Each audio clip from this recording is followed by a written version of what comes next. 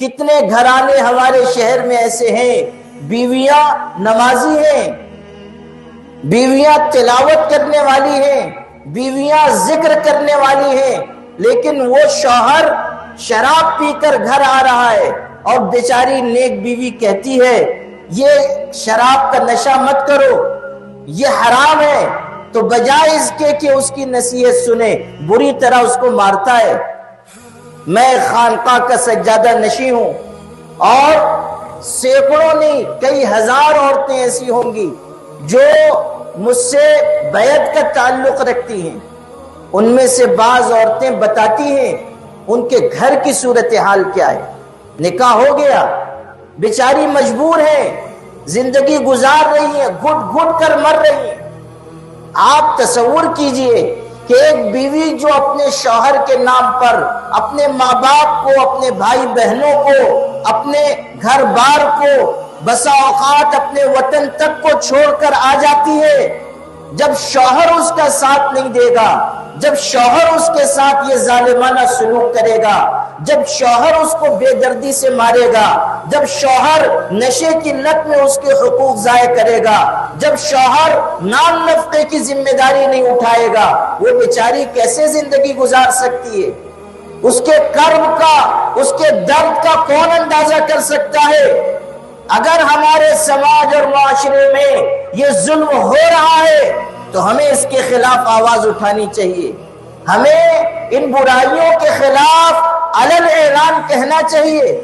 اور جو لوگ نشے کو عام کرنے کی کوشش کر رہے ہیں، جو لوگ ہمارے شہر میں کتا گولی بیچتے ہیں یا نشے کی دوسری چیزیں بیچتے ہیں، کھانسی کی دوا بیچتے ہیں، سب مسلمان ہیں۔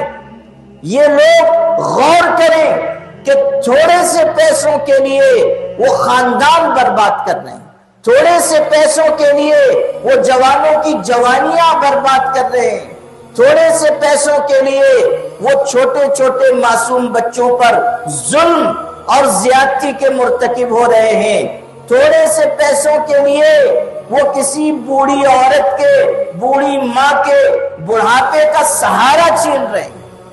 آپ غور کیجئے کہ مال کی ہوس نے، روپے پیسے کے لالچ نے ہمیں کہاں لا کر کھڑا کر دیا۔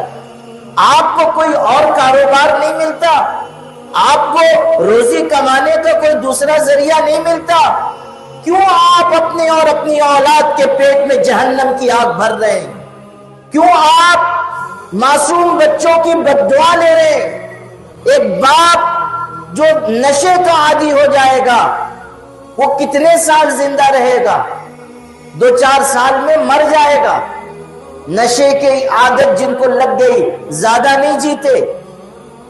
گٹکا کھانے والے، تمباکو نوشی کرنے والے، سگریٹ پینے والے، شراب پینے والے، کیمیکل کے ذریعے نشہ کرنے والے، مختلف دواؤں کے ذریعے نشہ کرنے والے، وہ زیادہ دن نہیں جیتے۔ ہمارے شہر کی کتنی قیمتی جانیں ہیں جو اس گٹکے کی وجہ سے ختم ہو چکی ہیں، کتنے لوگ اس گٹکے کے نشے کی وجہ سے تباہ ہو گئے۔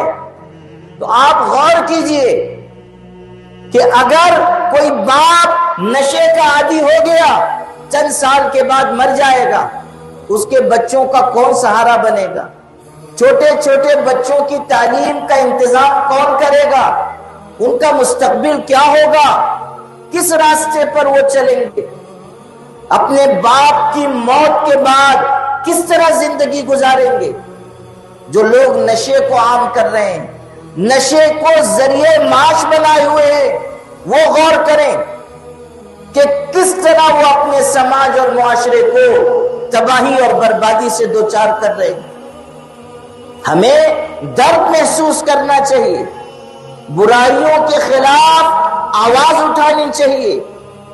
جو شخص نشے کے کاروبار کے ذریعے حرام مال کما رہا ہے، جہنم کی آگ اس کا ٹھکانہ ہے۔